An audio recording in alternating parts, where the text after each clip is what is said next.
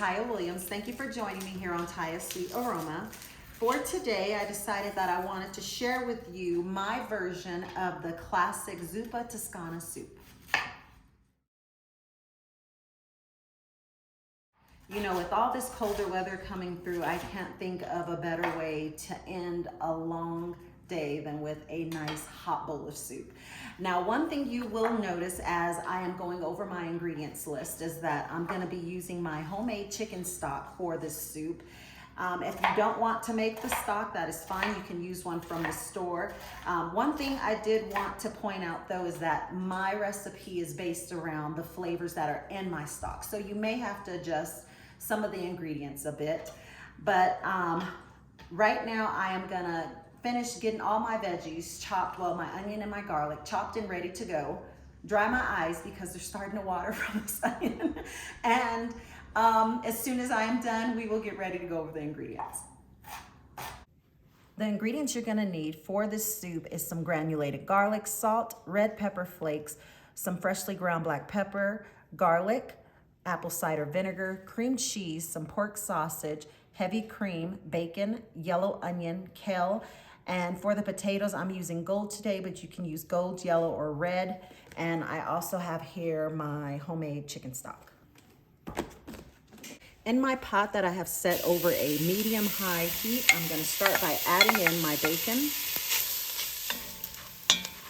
My bacon has gotten nice and crisp. I'm gonna go ahead and move it out of the pot.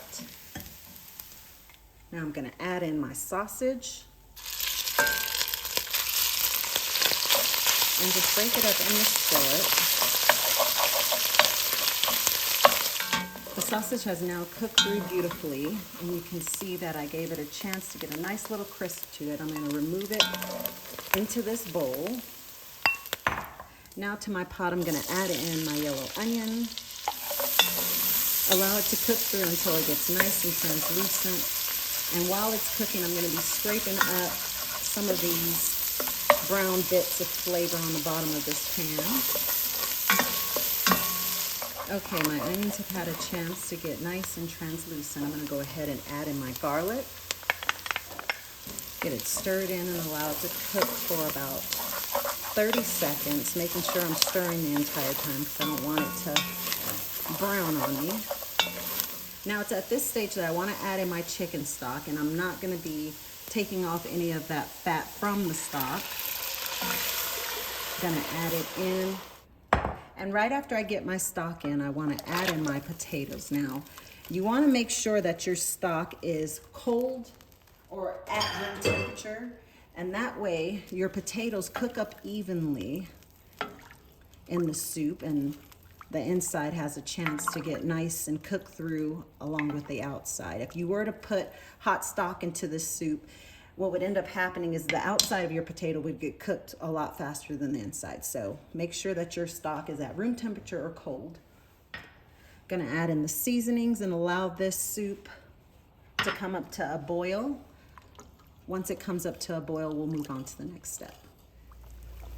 My soup has now come to a boil. I'm gonna go ahead and add in my kale at this stage. And it may seem like a lot, but this is gonna wilt down to very little, about half the size that you see here. So add a little, give it a chance to cook down, and then add the rest in. All the kale has been added in. Now I'm gonna go ahead and add in my cream cheese. Allow this soup to come to a boil. Once it comes to a boil, I'm gonna cover it with the lid, turn the heat down, allow it to cook at about a medium-low heat until the potatoes get nice and tender, and then I will show you the next step at that stage. I allowed my soup to cook for about 10 minutes until my potatoes got nice and tender. Now, depending on how big or small you dice your potatoes, your time frame may vary a little. I'm gonna add back in my sausage, along with my heavy cream, as well as my apple cider vinegar. Now, what the apple cider vinegar does is it just adds just a nice little brightness to the soup and kind of helps balance out some of those saltier flavors from the sausage and the bacon. Gonna get everything mixed together nicely. Okay, now that is it. Once you give your sausage and cream a chance to get heated through, the soup is now done. You can go ahead and serve it up. Okay, now for my favorite part, which is getting to eat it. As far as the toppings go, you have, well, I have here some grated Parmesan. Of course, those bacon bits from earlier. I like to add a little bit more pepper in the soup. Gonna crumble some of the bacon bits in, and lots of Parmesan. Gonna try to get a little of everything in this bite. Get some potato, some sausage, bacon, lots of broth.